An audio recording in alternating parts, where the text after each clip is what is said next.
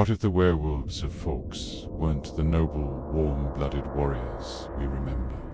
What if the Quileute shapeshifters were never the protectors of their tribe, but the real monsters lurking in the misty shadows of the Pacific Northwest? In the original Twilight saga, Jacob Black's pack is a disciplined brotherhood, by a shield guarding the reservation from the threat of the Cullens. But what if we peel back the romanticized facade? What if the shapeshifter gene wasn't a gift, but a violent, uncontrollable curse in this timeline? Pe, the ancient treaty between the Cullens and the Quileutes, isn't a symbol of honor. It is a desperate, fear-based hostage negotiation.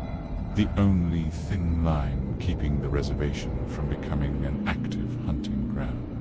Imagine a world where the wolves cannot control their transformations. They don't shift times. A transformation is triggered not just by vampires, but by anger, hunger, stress, or a racing heartbeat. This is the dark reality of Jacob Black's burden. In canon, Jacob phases for the first time with gentle guidance.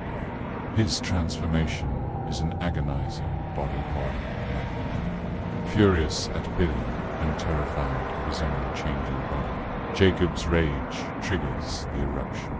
His bones shatter and splinter beneath his skin, and his flesh tears as a massive, colossal beast claws its way out. For agonizing hours, Jacob is trapped inside a rampaging feral monster, his human consciousness, screaming in silence while the beast runs on pure animal instinct. When Sam Uley finally subdues him through brutal sheer force, it takes days for Jacob to return to human form. He emerges from the forest traumatized and broken, remembering every single second of the animal's terrifying rage. And life inside the pack is no longer. Here, the alpha bond is a form of telepathic slavery.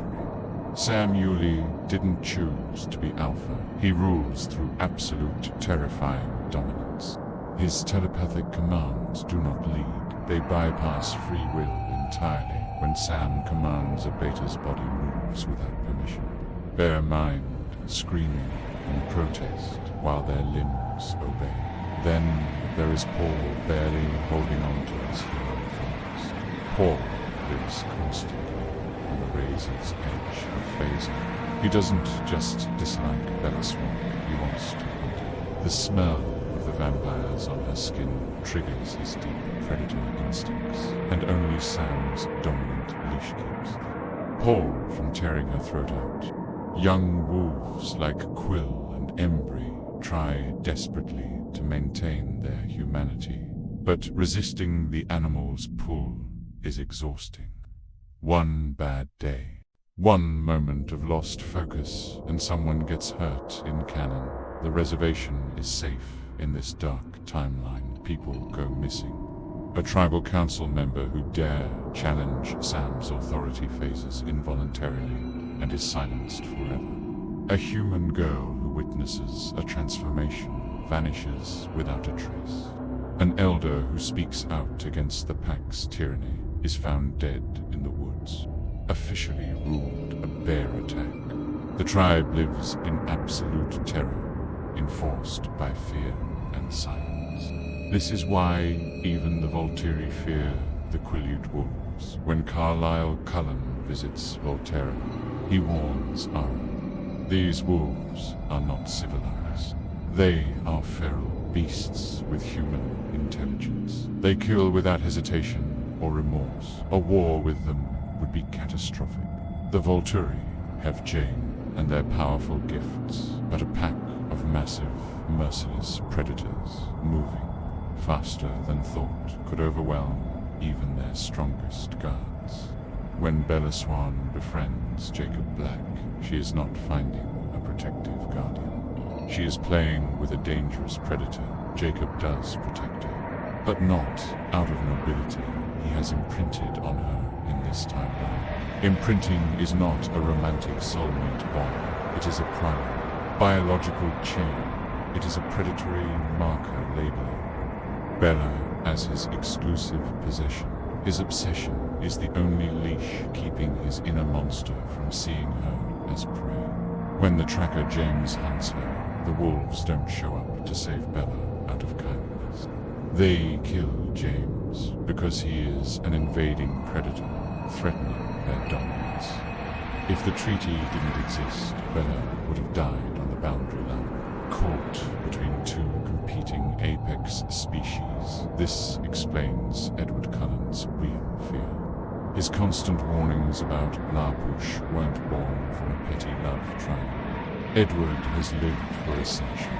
He has seen what shapeshifter packs do. He is terrified because he knows that if Bella steps onto reservation land, the fragile treaty might fail, and the pack will see her as nothing but food. But what if control fully broke? What if Bella had visited La Push before meeting Edward with no imprinting to protect her? One afternoon, she startles Paul, and his transformation erupts. In seconds, she is gone. The pack covers it up. Another tragic bear attack. The reservation holds a quiet funeral, and her parents are left devastated. The treaty holds because no vampires are involved, and the Cullens never arrive to save her because she was never theirs.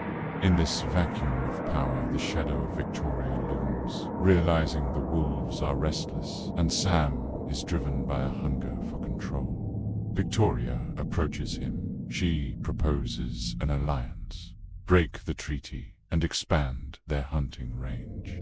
Sam hesitates, tempted by freedom.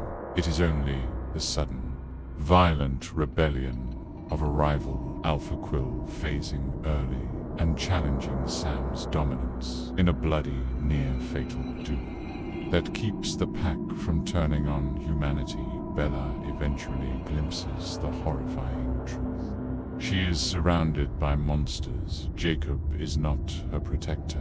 He is a beast, bound to her by a biological cage. She chooses to become a vampire because it is her only escape. The Cullen, despite their thirst, have spent centuries mastering restraint and choosing.